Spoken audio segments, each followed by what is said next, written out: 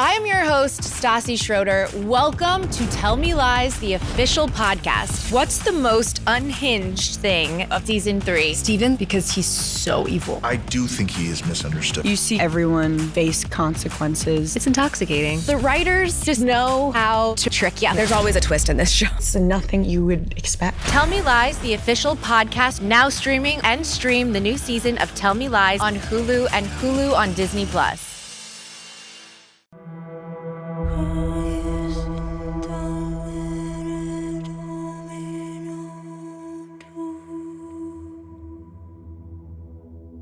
Hey there, we're BookTok for BookTok with Jac and Amy, your book besties who take the novels you love seriously.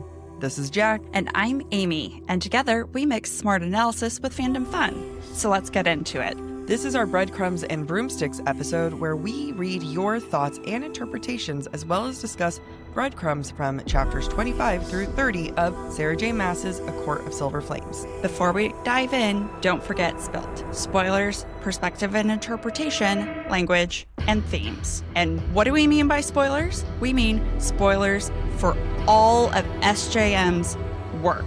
Everything is on the table. Interviews, all of it. If you would like more information, please go back and listen to the start of Tuesday's episode. And if you want to submit your thoughts for our Breadcrumbs and Broomsticks episode in the future, make sure to follow us on Instagram where we collect listener submissions. I like to start this episode off by saying, we love you guys so much. This is the 4th episode that we have recorded in 2 days. It's a lot. And one of the episodes yesterday was almost 2 hours long. I think both of them were almost 2 hours long. We're never doing a live again. We get chatty. Then it goes longer. We just needed this catch-up weekend. I knew it was going to be a sprint, not a marathon. I knew it was going to hurt. Mm-hmm. We did it. I mean, we're not done. We have to start the episode. But I just want the listener to know that's how much we love you. We love you. We're committed to you. Please commit to us by sharing our love with the world. Yeah, guys. Commit to us. Share it with the world. Leave a review. This is not a good sign for how we're entering this episode. You are sassy. I have laundry to do. I have to still clean my room. Yeah. I also started listening to Dire Bound. Hyping you up. And also, this is my to-do list for today. It's 2 columns. It's too many. Too many fucking columns. But you know what? What's one column? Breadcrumbs? I don't know. Let's get into it. In chapter 25, Nesta is obsessed with Gwyn's eyes. Quote, her teal eyes were a near perfect match to the stones the other priestesses wore. I personally feel anytime a point of view obsesses over the color of someone's eyes, which Nesta does often with Gwyn's, it seems to indicate some secret about their identity. Yes, it does. Still in the same chapter, when Nesta visits Emery, she sees Emery's cousin, Bellius, has, quote, glass brown eyes. Nesta sauntered up to the counter, giving the male a once-over that she knew usually made people want to throttle her. From the way he stiffened, swaying slightly on his booted feet, she knew it worked. You seem to need an appointment with a bath. Glassy eyes, smells bad, cannot stand straight. Signs he's being possessed? Oh. By Barry Allen. Because he's already under the influence by this point. Oh, wow. Amy, everyone. Good job, Amy. It helps to have re-listened to the book. Recently, yeah. Yeah. I need to finish it up. Still in chapter 25, Emery backs up the oddity of Bellius's behavior with this statement. I didn't expect him to be drunk mid-date, though. That's a new low for him. That's not normal. Because he's not normal, because he's been influenced by the crown. When Nesta has lunch with Emery, Emery admits to living alone. Quote, just me. Emery opened a cabinet to retrieve a second place setting. No mate or husband to bother me. She spoke a bit tensely, like there was more to it than that. But Nesta said, me neither. Because Emery's queer. Do we know she's queer? Does she admit that at one point? Or did we guess? This is fandom. Yeah. No, in my mind, it's truth. It's also because anytime Moore is in the same scene as Emery, Emery is like transfixed on Moore. Context clues. I have another context clue for Emery a little bit later. Oh my God, yes. Nesta thinks about the letters she sent to her mother's family when they became poor. Quote, my mother had one cousin who lives on the continent and conveniently forgot about us when we fell on hard times. Nesta had written letter after letter when they'd fallen into poverty, begging her cousin Ersten to take them in. Jac says, I don't know what this will be, but it feels pretty breadcrumby to me. Like how you throw me under. You're like, this is Jac's thing. I don't speak for this. I don't know it. I was giving you credit. I Thank was you. not throwing you under the bus. The credit for me is I don't know what it is, but whenever there's just like the continent, I'm curious about it. I think we're going to get more continent. Also, anytime I hear the words fell on hard times, I just think of Paramore. Hard times, gonna be hard times. Yeah. Nesta, while going down on Cassian, quote, everything in her body turned molten. A surge of wetness slicked between her thighs as the taste of him filled her mouth. Salt and something more, something vital. Because they're mates, or because Amy just wanted me to read that out loud. And now the internet has me talking about wet slicked between her thighs and the taste of him. But they're mates. It's just the sound bites that are out there of us now. You know what? There's worse. Yeah, when I talked about cum and swallowing it. In chapter 27, Gwyn has been trying to help Nesta find information about the Dread Trove. Quote, we can't even uncover who last possessed them, since it's information that goes back at least 10,000 years. Almost back to the time of 15,000 years ago when Queen Thea and the Dusk Court left with the horn into Midgard. Yeah, and who knows, maybe that's the time of Aelin too. You know, like, why the fuck not? Why the hell not? Yeah. I wonder if, like, in the second Throne of Glass book, A Crown of Midnight, you know, when she goes into the other world and becomes like true fae and she's fighting that other demon monster thing. I wonder if that was like went into Prithian. Interesting. Yeah. Like almost into the middle. Yeah. Where, yeah, I could see that. Or the continent. Whatever that is. In chapter 28, Nesta observes Emery wearing fighting leathers. Quote, Emery dusted the dirt off the legs of her leathers, looser than the ones Nesta wore, as if she were uncomfortable with the skin-tight norm. This is a classic sign of a woman who does not want to be perceived, especially by men, signaling her preference for women. That's Amy's note. That's my note. That's the queer note. Straight women out there being like, I just don't like the tightness of it. It's a context clue of some sort. I agree. Like, it's in the context of Nesta and Gwyn have both had traumatic experiences. We know Emery had something traumatic. Any observation is likely going to be a traumatic observation. You know what I mean? Yeah. You don't just like casually do that, right? It's not like someone is like, well, I'm on my period and I don't really like comfy things like tight on my uterus right now. Like, you know what I mean? Like you don't have that. For you, Amy, yes, this is correct. And for the listener, hey, you can be straight and horny and still want loose clothing. I miss skinny yes, that jeans. is fine. I don't. I miss it. And I could be completely wrong, No, I don't think you are. but this is my semi-educated guess. I feel like we are pretty educated in the sense of everything SRM talked about in her interview. We were right. So Okay. I think you could be right about this. Thank you. In chapter 29, knowing that ACOTAR 6 is coming, we get this moment. Quote, Elaine had already departed with Feyre, claiming she had to be up with the dawn to tend to an elderly fairy's garden. Cassian didn't exactly know why he suspected this wasn't true. There had been some tightness in Elaine's face as she'd said it. Normally, when she made such excuses, Lucian was around. My initial note, and I deleted it, was this bitch hiding? Now it's, what's she hiding? I'm trying to be respectful. I mean, for me, it was like she had to be up early to tend to some garden stuff. You know what I mean? It's just like, what are you hiding, Elaine? Well, yeah, what's your story? I have no doubt that she probably has this whole other secret life or something. Maybe she's a dancer and no one knows about it. Yeah. Yeah. You know what? What would be great? If Elaine was queer. Yes. Yes. And Moore's her mate. No, she's already in. She's already mated to Lucian. But yes. What would be fantastic about that is that both women who've rejected Azriel would have gone together. I think we can all support that. Yeah. In the same chapter, when the inner circle considers asking Elaine to search for the Dread Trove, Azriel speaks up. Quote, Azriel stiffened an outright sign of temper from him as he said quietly, there is an innate darkness to the Dread Trove that Elaine should not be exposed to. But Nesta should, Cassian growled. Everyone stared at him. He swallowed, offering an apologetic glance to Az, who shrugged it off. Mate shit. Mate shit from shit. Cassian, also signaling Az's interest in Elaine. Will Elaine have a blow up with Azrael? I'm reading Amy's note. For trying to shield her in the future? I think so. I could see it. Yeah. Everyone's treating her with kid gloves. At some point, she's going to get pissed. Yeah. Meryl has some wind power. Quote, I am descended from Rabath, Lord of the Western Wind. Meryl seethed. Unlike Gwyneth Berdara, I am no lackey to be dismissed. Flagging, will this come back in ACOTAR 6? So I have a theory. If you want to read the next one, Jack. Yeah, I do. We never get the color of Meryl's eyes. Quote, Meryl turned her remarkable eyes to Nesta. I do not appreciate thieves and liars. Because it's revealing her true identity, Amy has a theory. Who else has white hair and remarkable eyes in SJM verse? Manananan. Quote, the wind whispers to me even here under so much stone, Meryl said. It finds its way in through the cracks and murmurs the goings on of the world in my ear. Who else has a wind affinity? Do, do, Manon. do, do, do. Blackpink.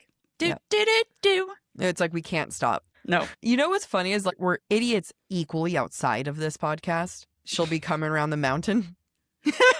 She'll be coming around the mountain. Yeah, when she comes. No one else understands. Just trust me, it was funny. So Nesta flexes her power in front of Meryl and tries to pull back. Quote, Nesta dropped the thread of her power, quelling its music and roaring with an iron hand. Iron hand?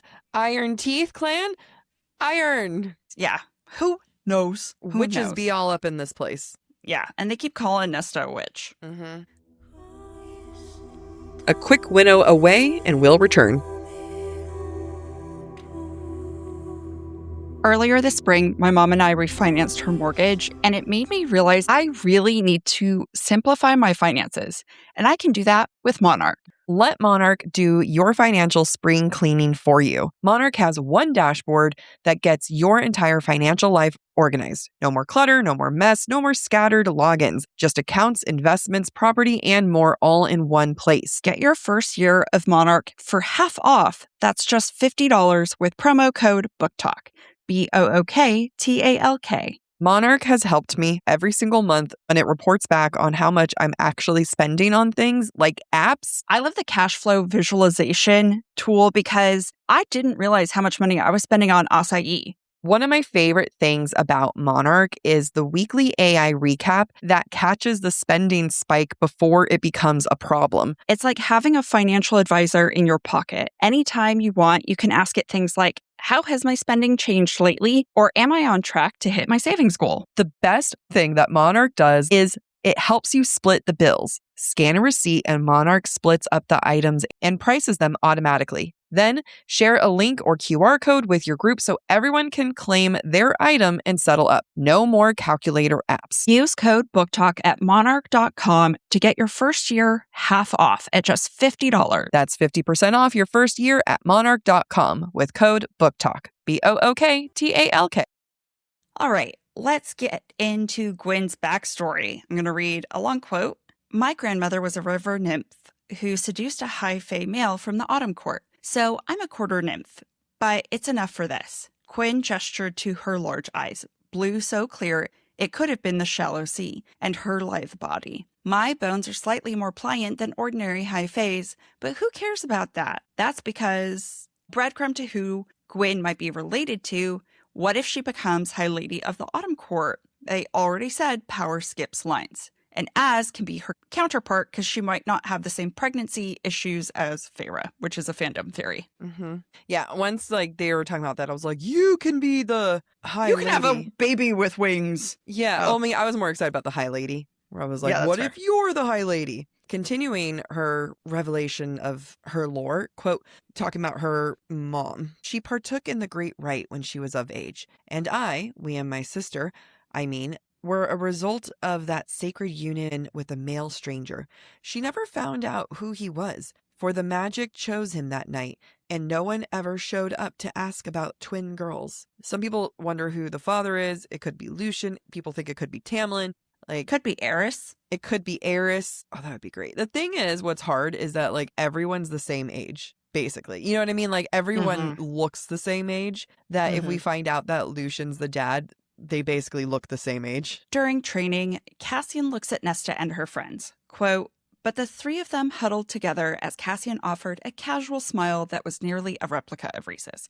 Cassian is learning how to be a courtier and use his body language in positive ways or negative ways. If we're talking bodies, you got a perfect one. I'm sorry. So when Cassian comes to Nesta's room amid her nightmare, quote, his body distilled at that scream, as if they were no more than the knife in his hand, a weapon to be used to eliminate and destroy any threats to her, to kill, and not stop until every last enemy was dead or bleeding. I wonder if it's because they're mates. Maybe. I wonder. Who knows? Who knows? Who knows? Not I.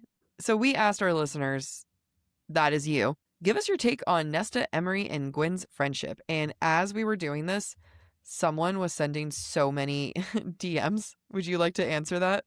Sure. I think we actually have to hold off because she's still typing. Okay. Our girl's still going. I like Michaela. It's like she's actively typing us insightful things and we're just talking about her on the podcast. We love you. This is from Kaylee. I love the dynamic and healing that they all provide each other. A lot of times in friendships, one person might feel left out or excluded, but I never saw that with these three in Silver Flames. They demonstrate what it means to lift each other up. They are all in equally dark places, but they lead each other back to the light. They become a unit in a way that Rhys, Az, and Cassian are as well. The scene where they have a sleepover at the house might be my favorite part of the book. It was so wholesome and real, which makes me love all these characters even more. They inspire, heal, and support each other. I love them so much, if you can't tell. I do too. I mean, it was funny in that part of the book where Nesta's like trying not to be amused by their antics with the house. Yeah. But slightly amused. I was like, that's me. I loved it. I remember reading it, be like, this is so ridiculous, but also it's so true. I was going to say that's you and me. No, absolutely. Like, that's the funny thing is, like, I think that is the most, when I say ridiculous, like, yeah, women are ridiculous in the best way magical possible. Yep. This comment is from Amber. Hot take. I think sometimes Asham really wants to push the girl power angle and it feels forced. This one isn't as blatant as that passage from the finality of Kingdom of Ash, with the women walking in front and the men all walking behind. But the library slumber party scene did have a bit of the shoehorn about it. So this is in exact opposition of what we just read. I know. I think there's an innocence about the slumber party scene, and we just talked about Gwyn being emblematic of innocence. And although Emery maybe doesn't have the same sort of quote-unquote innocence about her, there is, for all three of them, I believe, a feeling of lost childhood and reclaiming it. I was talking with my brother about this recently, of trying to reclaim our youth, you know, because certain family circumstances took our opportunity to be youthful and make mistakes and have fun from us. And we had to be responsible at a young age. I can understand, you know, 25-year-olds. I think Gwyn's only 28 or Emery's only 28. I could understand them trying to reclaim some of the youth that was taken from them. Yeah. And so it doesn't seem like a far-fetched. Maybe it's because Jac and I are so fucking ridiculous when we're together. I was going to say that, and I don't mean this in any kind of like, well, you guys aren't ridiculous kind of way. I mean this in the sense that I feel like you're either someone who is so ridiculous and stupid, or you're a different type of ridiculous and stupid. You know what I mean? Like, it's one of those things where, like, not every single person, I think, is that type of, like, I'm going to sit here and come up with the most insane things. Like, I promise you, it would have taken us all of 10 minutes before both of us were trying to figure out what's the most insane dildo we can come up with. You know what I mean? It's just funny where if you listen to any of our drunk episodes, of our Taylor Swift episodes, you get the vibes and energy. And I don't want to say, like, you guys aren't, like, this listener. I'm like, you're just not one of us. Like, that's not the case. It's like sense of humor. Like, not everyone has the same sense of humor. And I think maybe that's one of those moments where it's like a level of ridiculous that not everyone has. My feeling, because the first time I read it, I was also like, this is a weird out of place moment. My opinion now is that it is the most human moment in this element of fantasy. And I think that might be jarring to a reader that's like, this is actually the most relatable, even though they're coming up with crazy shit. But like this type of moment is one of the most relatable slumber parties I have ever listened to. And it took me a little bit out of the book because I'm in fantasy and suddenly I'm like relating way harder to this. Yeah. Yeah. And I think that's a fair assessment. I also think, based on our conversation, I'm going to wager a guess that SJM used this scene to show how truly vulnerable these three are willing to be with one another, right? Because when you don't feel entirely safe in a friendship, you don't want to come across as off the rails, right? You're going to be a little bit more protective, a little bit more closed off. Yeah. And these three are not closed off with each other. And I think it's meant to show the depth of their trust in one another, that they can be their truest selves. Also, it's an example of adult women coming up, like finding friendship. I think that's something that's really hard for people to find friends in their adult life. I'm pretty fortunate. I've made a couple friends this past year, and one might be listening. Shout out to you. She likes to put us on in the background to ignore. Because I told her we need the downloads, and she says that we have great voices to tune out. Greatest compliment ever given. Kind of. I was like, you know what? I appreciate that. But it is hard for people to make friendships in their adult life. So how do you even go about that? And SJM said in her interview that during this time in her life when she was super depressed and then was like coping through all of that through writing Silver Flames, she also found friendship through it too. Yeah. And I can see her wanting to express the joy of that friendship through the relationship Nesta, Gwen, and Emery have. And I don't blame her for wanting to balance the hard emotional stuff with some lightheartedness. Yeah, absolutely. Someone says, love them. One of the few times I'm okay with the power of friendship moment saving the day. One of the few times? Do people not like friends? Do you know what's interesting? How much of this is people not being okay with female friendship versus the way that we all idolize the Bat Boys? Like there's literal t-shirts talking about the Bat Boys. And you and I talked about this in previous episodes. I think it was one of our SSJ episodes, but we were talking about how male emotion is fetishized in books, particularly romantasy. And, you know, when you see male characters who have relationships, we freak out and love them. Right. Like we're not put off by the fact that Cassian, Azriel, and Rhysand call each other brothers, that they're willing to be naked in the Birkin together, that they've fucked in the same room, right? We love their friendship and how devoted they are to each other. Why are we mad at the friendship of the women? Because we're just mad, Amy. We be mad. We be mad at women, no matter what. I feel like you and I are fortunate. And I'm going to say something that is obnoxious as hell, zero humility. And I'm going to say it anyway. And I apologize now. To me, we're the stuff of legends. Like, I mean, you and I find humor with each other so much. Like since day one, we've laughed our ass off to the point where we wonder why we don't have better abs for how much we laugh. And that's something we've both lamented on for many years. It's true. Why do I have so much visceral fat? Like we laugh so hard. Like be funnier. I need to lose. I don't want visceral fat. I can't have this shit surrounding my organs. Anyway, I recognize that not everyone has that. And I don't think people may necessarily, because Nesta, Emery, and Gwen, they're not particularly funny. I think they're entertaining, but they're not particularly funny. So for me, I didn't necessarily relate to them in that sense. Like, I like that they're a friendship. I like that they represent something. But I feel like when we see friendship, we tend to like look for what resembles our own personal friendship the most.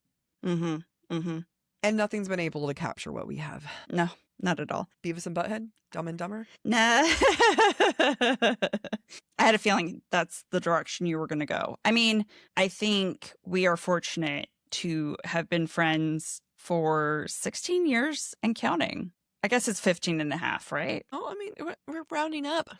we're rounding up. So 16-ish years, and we don't show signs of stopping. Yeah, and thank God. And not everybody has that. Yeah. Right? You and I Some people really wonder how you and I can stand to spend so much time together. I know. Online, in Yeah. person. We run errands together. We live 1.5 miles from We each other. We go to the gym together. I mean, the funny thing is, it's like we also have like a fair amount of like our own time, and we respect that too. Of like, even like when scheduling gets hectic, I'll still be like, well, you and Emma, like, what are you guys gonna do and stuff, and you know, if we ever need that. And what also helps is like adulthood has been kind to us. Like 20s, you grow. And I think what they show to me is a very honest 20-something-year-old friendship. Yeah. That it's new. Yeah. And honestly, you and I spent the majority of our 20s apart. Yeah. Reunited and it feels so good. And that's not without its like bumps in the road. But I think what draws Nesta, Emery, and Gwyn together, they don't share trauma, right? They don't all have a single experience that they've all encountered that has caused them trauma. Yeah. But they are trauma bonded in the sense that they all have some form of trauma and are able to accept the people around them with their flaws, with their hurts, and love them no matter what, because that's what they themselves need as well in return. Someone said that in like the quick submissions, they wrote trauma bond also. Yeah. They are trauma bonded. Like they were friends before, but damn, they're friends after too. Right. And especially after the blood right, they will be trauma bonded. This is the part where the budget shows up.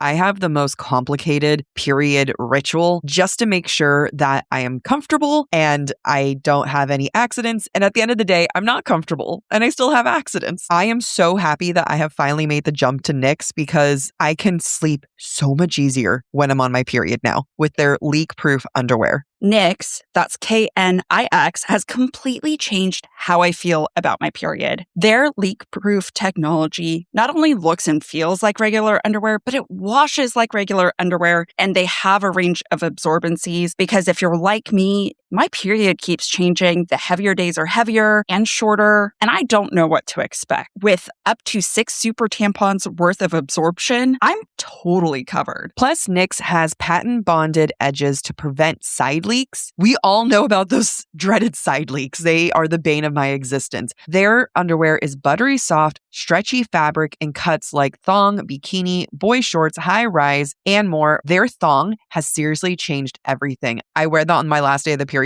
where like I just need something for the gym. Pad doesn't feel comfortable. Tampons don't feel comfortable. Knix, game changer. I swear by their boy shorts for overnight on heavy nights. I even wore those boy shorts under my dress during my engagement photo shoot. They were lifesavers. Head to Knix.com and you'll see why we love Knix. Use code BookTalk, that's BOOKTALK, for 15% off your order. Get leak-proof undies, amazing bras, and more. That's KNIX.com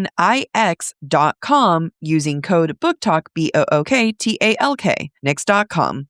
Struggling to find the right metabolic wellness support, even when you're doing everything right, has been one of the most frustrating things for me in my health journey.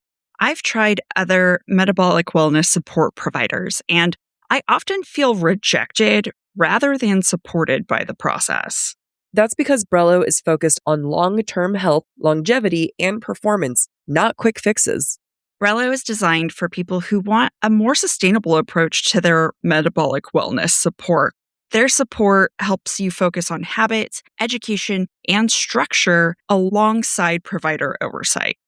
Getting my GLP-1 through Brello has been so easy. They make it so effortless, and they provide all the support I need through their app. Their app is one of a kind in my book because it allows you to track progress, manage reminders, and stay on top of renewals. And if you're like me, managing the renewals is the hardest part. Everything is managed online, making it easier to stay consistent over time, and medications are delivered to your door. They're so transparent with their pricing with one flat monthly cost. Go to BrelloHealth.com to see if you qualify and explore their GLP-1 plans, starting at $133 per month for your first 3 months, plus access to their app, community, and wellness classes. That's BRELLO health.com. Any information provided is for informational purposes only and should not be construed as medical advice. It is not a substitute for professional medical consultation, diagnosis, or treatment. All patients must consult with a healthcare provider prior to the prescription or dispensing of any medication, which will be done only pursuant to a valid prescription. Compounded drug products are not FDA approved, and the FDA does not evaluate their safety, effectiveness, or quality. Patients are encouraged to discuss the risks, benefits, and appropriateness of any medications, including compounded products, with their healthcare provider before use. Okay, so I'm going to say something to Amy, and it's only going to be funny to us because of this weekend. But we were talking about our friendship, and I was like, whatever our souls are made out of, hers and mine are made of the same. I am Amy. The amount of Wuthering Heights movies and content we have consumed in such a short amount of time. Yeah, it's true. It's true. Well, by the time this episode comes out, all of our Wuthering Heights episodes for Academia Unlocked will have come out too. Okay, so you guys will get it, but just know all of that was filmed and recorded in a relatively short amount of time. Very short amount of time. Pride and Prejudice will probably be even shorter. I've got one from Isabel. I think they all came into each other's lives at the right time. Gwen needed someone to push her out of her comfort zone and love her for who she is, not in spite of what was done to her or her situation. Nesta needed someone like Emery, who had been abused and groomed by a parental figure and was strong but kind and gentle. Emery was physically and emotionally abused by her father after her mother's death. She was not afraid to call Nesta out on her shit, but also needed someone to push her out of her comfort zone. Nesta never once had someone on her side. Her mother used her as a pawn. The inner circle gave her impossible tasks that they knew she would fail in Wings and Ruin, and her sisters were more of an obligation than people who chose her for who she is. All three women were abused by authority figures and had their control and autonomy taken from them. They all needed each other to push and pull each other so that they could walk through their traumas together.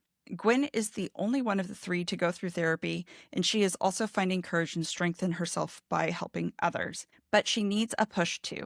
Nesta turned to abusive coping mechanisms and needed a hard reset, and Emery was just trying to make a life for herself within a society that ostracized her. All three represent different ways of getting through and coping with trauma. Yep. I appreciate that. I do too. It was very well thought out. Thank you. They all came into each other's lives in the time that they needed it the most and the way that they needed it the most. And that is beautiful. And I am really excited to get more of them and their relationship. You and I have said before that this is kind of like the first time we felt like SJM really kind of handled female friendships. You can tell that that was a goal while writing it. It wasn't just a like, oh, here are women and now they're friends, right? Yeah. It's like this is a main part of the story and is critical. Like it is a plot line. You cannot have this book and take them out. Yep. Agreed. This is from Emma. The first time I read, I felt like it was nice, but I didn't feel super invested. I just reread and it literally made me cry multiple times. These are the kind of friendships women need. The ones where we support each other in our goals, understand our pasts where we are coming from and meet us where we are and can be silly. Honestly, the kind of friendship I'm craving at this point in my life. Oh, I think it's true. You know, we talk so much about the male loneliness epidemic, but women are lonely too. Yeah. And society has taught us to fight each other rather than support each other. And I think it's hard to find genuine friendship where you feel safe enough to let your hair down. The fact that there are such tight female bonds and relationships proves how fucking incredible women are. Because to your point, we have been brought up in a patriarchal society where women are literally pit against each other constantly. And somehow, some way, we come through it and we make friends where we remove that competition. It does not end. I hate this sentence. We are well into our 30s. And Amy and I are like, you know, a sprite young 30-something. But we have still encountered women who will be the most immature people that you've met. And you're just like, how are we not beyond this? But I also understand that the way that patriarchy works, the way that we are all raised to be pit against each other, yeah, it is hard. Of course, there's a loneliness epidemic, but of course there's going to be so many lonely women as well because it never was made for us to support one another. We came through that on our own because we're awesome. Yay. Girl power. Girl power. It's Spice Girls, Spice World. I've only watched it once. You're in China. Don't. And this is where our biggest strain in our friendship is that and she my grew up in China. My parents were also very anti Spice Girls. Is it because they were Mormon? Yeah. or they just hated culture. Sometimes, though, like, you'll bust something out about what your mom would let you do. And I'm like sometimes there would be such counteracting moments that I'm like, why does that happen? But you would have been absolutely feral for Spice Girls. It would have been one of your queer awakenings. You would have been Sporty Spice, and everyone assumed that she was the gay one. And you would have, like, actually, you would pull, that's a great Halloween costume. You would make a fantastic Sporty Spice. So we did a couple's costume last year. A best friend couple's costume. So now we need a girl group so we can do Spice Girls. Agreed. Got Emma it. could be Jerry. Yep. Ginger Spice. Yep. Who would you be? I want to have to be Baby because I'm blonde. Yeah. But I'll be You could Baby be because I'm Posh. blonde. Also, yeah. Okay. We'll talk. Nicole can be Posh if she wants. Yeah. We're just like recruiting anyone. Hey, listener, do you guys want to join our Spice Girls Halloween costume group? Let's do it. Michaela. So what's funny is, no, we're just teasing you, Michaela. But like we started recording this and Michaela started sending these messages and then we're like, let's read Michaela. And then it kept coming. We're like, let's now read her. And it kept coming. So we're like, let's just give it a minute. Do we want to read the short answers before we jump into Michaela? Have Michaela be the final one. Yeah. So before we jump over to Michaela's message, let's just read some of the other shorter responses to the Emery, Nesta, and Gwyn relationship. Okay. So much more integral to Nesta's healing than her romantic relationship with Cassian. So true. So true, which I love. Yep. SGM finally writes a good female friendship right off the bat. Yep. She went in with that purpose. I think this is the only one that she went in like with the mindset of. And I feel like it helped her for Crescent City, honestly. Yeah, I think so too. I don't think she could have been able to tackle Crescent City if she hadn't tackled female friendship in Silver Flames first. Who knows what came first, but either way, they fed into each other. I don't think you could have one then the other. It just shows what it's like when you have purposeful writing. I agree. Lexi says, it's the only female friendship that ever felt real in the entire Maasverse. Successful trauma bonding. Agreed. We talked about that. Baddest trio ever. They face their fear and shame and empower each other. Oh, unquestioningly. Yeah. She got cut off. The friendship we all need, but few of us have, and we all dream of.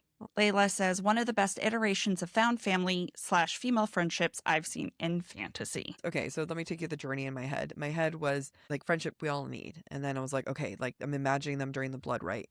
And then I thought, okay, how would Amy and I be in the blood rite? And I was like, there's only one way to test this. We need to do an escape room together. And that was my equivalent in my head. Okay. I don't think we've ever done an escape room together. I don't think so. I feel like we'd be freakishly good. Yeah, I think so. You also refused to let me sign us up for a charades competition. Because that requires us to be in front of people. We'd be so good. Okay. We'd be so good. Okay, I don't think that they exist either, so that's another problem. Let's see. There's not enough female friendship representation in fantasy. It's nice to have. Yeah, there's something about fantasy that they were just like, nah, you will not have friends. Yeah. Healthy relationships include friendships. Your partner can't be everything for you. Agree. Yep. I love their friendship. It's the first real friendship we've seen in ACOTAR. Similar sentiments around it. Best girl friendships in all series. Finally, a good friendship group. Yep. They're who you find when you need them, but aren't looking for them. They appear and stay. The girl gang that dreams are made of. 10 out of 10, no notes. I never felt their friendship was that deep. Might need a reread, though. Or you listen to the season and you let us convince you. Love it so much, especially the friendship bracelets that saved their lives. It's a very cute, like, symbolic moment. Yeah. You know what? More friendship bracelets. Let's make spelled friendship bracelets. Trauma bonded 100%. Those three are endgame of friendship. They are probably like the best friendship group out of any of SJM's. Yeah. And I'm including the 13 because they all were scary. I mean, like they weren't like slumber party. They also didn't express themselves. Exactly. I'm very expressive. I love it. Traumatized girlies got each other's backs. The sisterhood Nesta needed without all the baggage she had with Farah and Elaine. Yep. They give each other tough love when they got to, and also unconditional support and love. I wish there were more scenes of them actually being friends, if that makes sense. I feel like that'll come, hopefully, God willing, in the... Oh, sorry, I got really religious there. God willing, in the upcoming books, it makes sense why we don't get tons of like friendship scenes with them, like because they're all still building it. Yeah. And it takes time. They make a better, more interesting springboard for ACOTAR Phase 2 than doing Elaine. Roasted. Damn. This person writes, I kept waiting for the other shoe to drop. Like, when is Nesta going to get betrayed? That's a great question, or like a great sentiment where it's like, when are they going to betray Nesta, or when is Nesta going to screw up that friendship? And what I like about it is that she never screws up that friendship. She screws up a lot of things in this book, but never that friendship. Yeah. Because she knows it's the only thing she hasn't screwed up yet. So she's going to put in more effort to not screw that one up. Yep. Found family. Nesta doesn't have this kind of relationship with her sisters, but does here. A lot of people are also not cool with the fact that she has a better relationship with these two than sisters. I have a better relationship with you than a lot of my siblings. I know. I'm just thinking about the people who said that. And I want to be like, can we talk about your dynamic? Like, what speaks to you? Do you want your sister to reach out to you? Yeah. Yeah. I mean, I respect people who have strong feelings about Nesta not making amends with her siblings. Yeah. As someone who has some awkward sibling dynamics right now because they all pissed each other off, it's sad to see. It's sad to watch from the outside. But I also understand sometimes space, separation, and healing outside of the relationship needs to take place before they can come back and mend the relationship together. Yeah. Absolutely. And I think that's what Nesta's doing. I could see Nesta having a better relationship with her sisters now that she's found healing and healthy relationships outside of her family. Absolutely. Like any good High Lord, we have responsibilities. A quick break.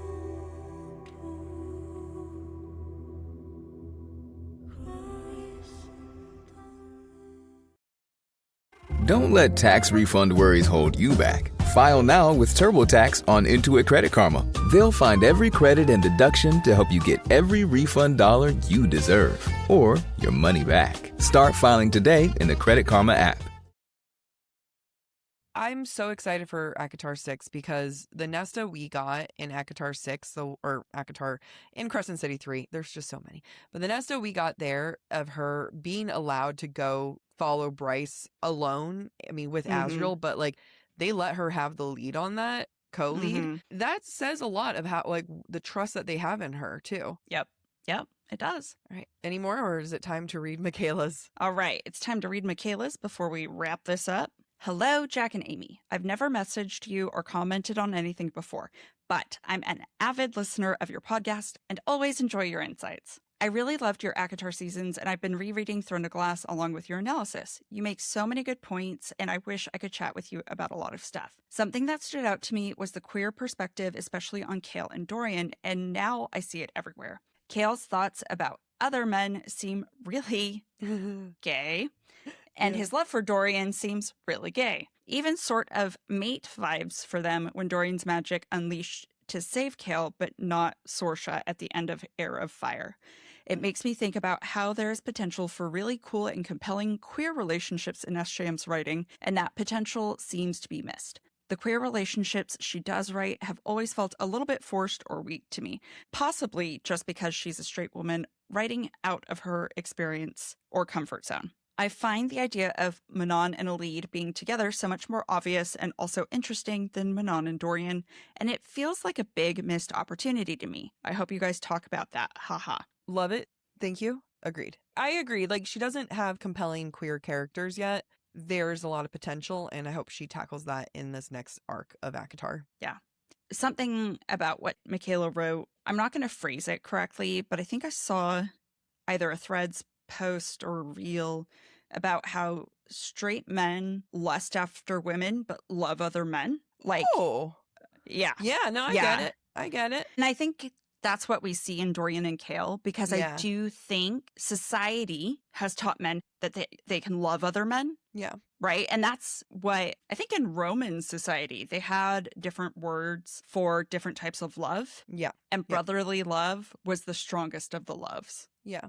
You know what it reminds me of is at the end of Love Actually, when the washed up rock guy goes to Elton John's party and leaves Elton John's party to go to his manager's house. And he goes, I think you're the fucking love of my life. And then That's it. Yeah, and then he was like, do you want to like watch porn and like go spend a bunch of money? Like, it's platonic love, but Yeah. it's that deep love. So it's that male love. It's that male good male love. There was something Amy said last night, and if no one listened to part 2 of our recap of SJM's Call Her Daddy episode, go listen to it. But I'm going to say something because Amy made one of the best theories that I have heard. And that theory is when SJM talked about sometimes the mating bond, sometimes nature gets it wrong. Mm-hmm. And the theory being, Amy's theory, is what if Eris and Moore were mates and nature getting it wrong is a larger metaphor? Because when she made that comment, I was like, this feels very queer coded to me in a way of like supporting trans rights and hopefully people feeling like anyone who's ever felt like they were born either in the wrong body or the wrong sexuality, like whatever it may be, it's like, you're okay. You are perfect. And sometimes nature does get it wrong. And sometimes you have to, get surgery to reconstruct, like gender reassignment surgery. But I liked your theory of that. I don't know. We were talking about queer love and stuff. And I just really love the idea of that. But that can't happen unless she has queer mates somewhere else. Otherwise it's going to look like you can't have, like, queer couples can't be mates. Like, if that did happen, she would have to make the Dawn or the Day Court or whatever they were an actual couple. Mated couple. I think I could see her not doing that. And that speaks to her comment of nature got it wrong. Because nature, in order to procreate, you have to have X and Y, right? You have to have female, male. And just because nature dictates that does not mean that that is always right. Yeah. That's how I see it. It would almost be like her calling out her own rules to the world being wrong. Right. Or like it's also kind of metaphorical for religion, right? I agree. Or society, that just because this is what nature dictates does not mean that that is the way I have to live. Yeah. Yep. I agree. So it still works. I like it. All right, continue. Thank you. I'm now rereading Silver Flames to prep for the analysis. I really love that book, so all my criticisms come from a good place. I even have a tattoo for Nesta. I'm a fan. But during this reread especially, a lot of the characters' weird behavior and the weak storytelling choices are standing out to me. Most of the inner circle are 500 plus years old and have been through some rough stuff. Bad and toxic behavior during naive periods of their life or depressed periods. Why is no one coming to Nesta from a place of compassion?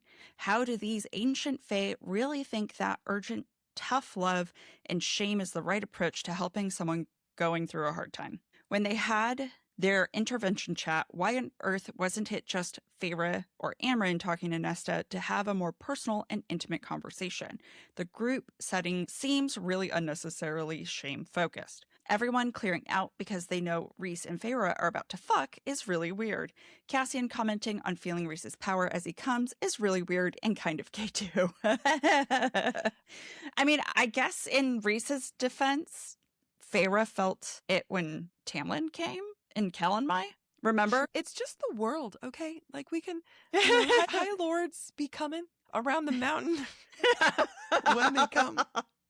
Okay, I actually, as you're talking about, like, reading her letter? No, DM, that's the word. DM. What is the word? Because you and I have talked about that too, of like the way that they approach things. Like, yes, they're cruel. They're so much older. I think I've cracked the code. It's the same way that when I've talked to the youths and they're talking about like junior high or high school, and you just want to be like, you're going to be out of high school in like 3 years. Like, you're done. You're so close to being done.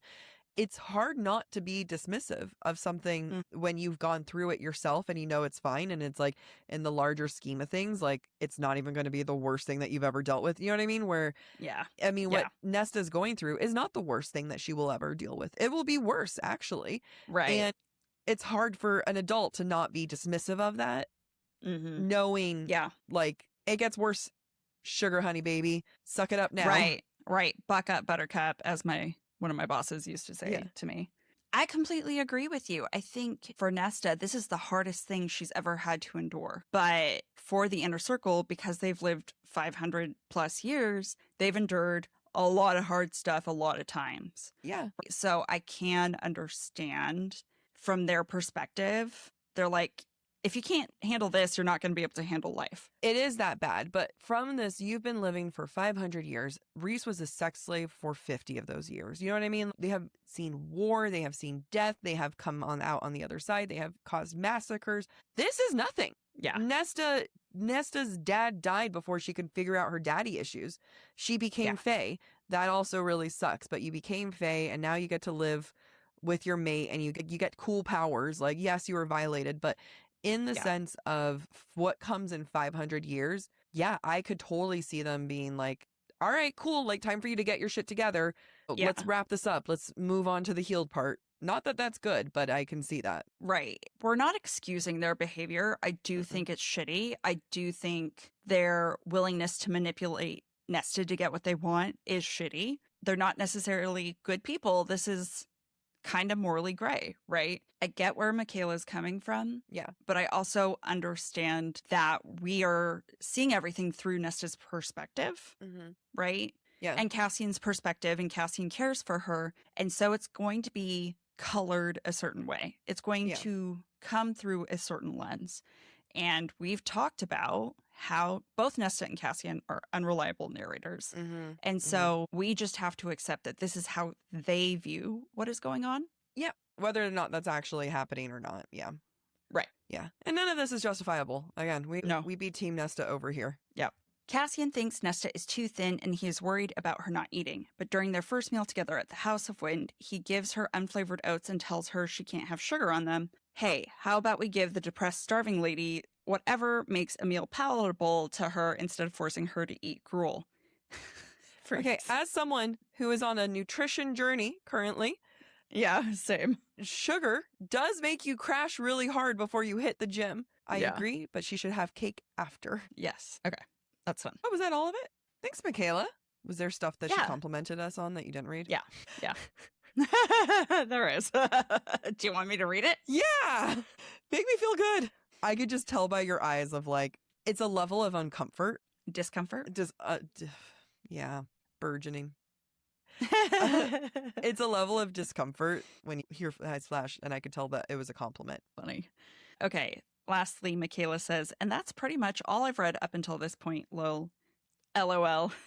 I have no one else to rant to, and I'm curious to see if you'll touch on any of this in your breakdown. Really looking forward to this season. Thank you, Michaela, and thank you, Amy, for indulging me in reading that. You're welcome. Yeah, I'm excited. This is great stuff. Mm-hmm. Next week will be at the halfway point. Yeah, after we're done with it. After we're done with it. In my head, I'm like, it's kind of like Thursday, where I'm like, well, it's basically Friday. Yeah. Yeah. And That's kind of how I feel about it. We still have to get through Thursday and Friday. Exactly. Like right now, it feels like a Thursday morning when we still have to do, and Two full days. then we'll be halfway through. Yeah. Yeah. Yeah. So I understand. I hope you guys enjoyed. Okay, bye. Yeah. Okay, bye.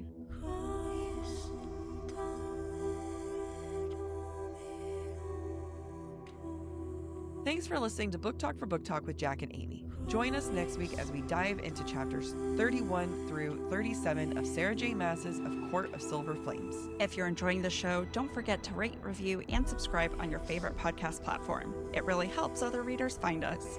And, of course, we'd love to hear what you thought of today's episode.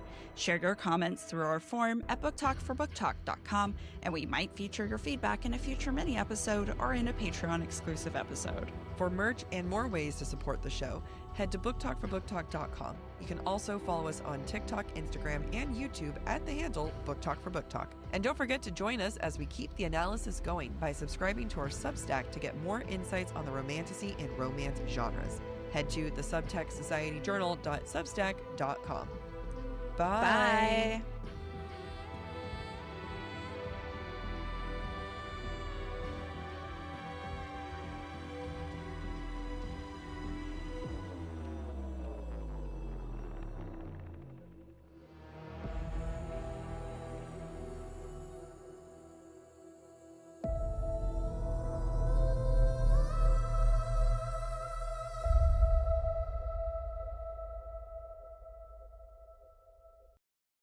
I have the most complicated period ritual just to make sure that I am comfortable and I don't have any accidents. And at the end of the day, I'm not comfortable and I still have accidents. I am so happy that I have finally made the jump to Knix because I can sleep so much easier when I'm on my period now with their leak-proof underwear. Knix, that's Knix, has completely changed how I feel about my period. Their leak-proof technology not only looks and feels like regular underwear, but it washes like regular underwear, and they have a range of absorbencies because if you're like me, my period keeps changing. The heavier days are heavier and shorter, and I don't know what to expect. With up to 6 super tampons worth of absorption, I'm totally covered. Plus, Knix has patent-bonded edges to prevent side leaks. We all know about those dreaded side leaks. They are the bane of my existence. Their underwear is buttery soft, stretchy fabric and cuts like thong, bikini, boy shorts, high rise, and more. Their thong has seriously changed everything. I wear that on my last day of the period where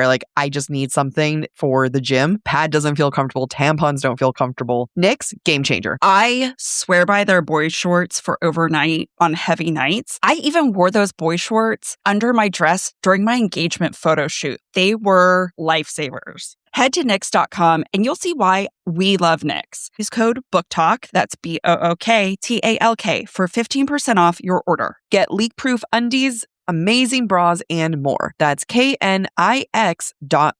using code BookTalk, BOOKTALK, Knix.com. Struggling to find the right metabolic wellness support, even when you're doing everything right, has been one of the most frustrating things for me in my health journey. I've tried other metabolic wellness support providers, and I often feel rejected rather than supported by the process. That's because Brello is focused on long-term health, longevity, and performance, not quick fixes. Brello is designed for people who want a more sustainable approach to their metabolic wellness support. Their support helps you focus on habits, education, and structure alongside provider oversight. Getting my GLP-1 through Brello has been so easy. They make it so effortless, and they provide all the support I need through their app. Their app is one of a kind in my book because it allows you to track progress, manage reminders, and stay on top of renewals. And if you're like me, managing the renewals is the hardest part. Everything is managed online, making it easier to stay consistent over time, and medications are delivered to your door. They're so transparent with their pricing with one flat monthly cost. Go to BrelloHealth.com to see if you qualify and explore their GLP-1 plans, starting at $133 per month for your first 3 months, plus access to their app, community, and wellness classes. That's BRELLO health.com.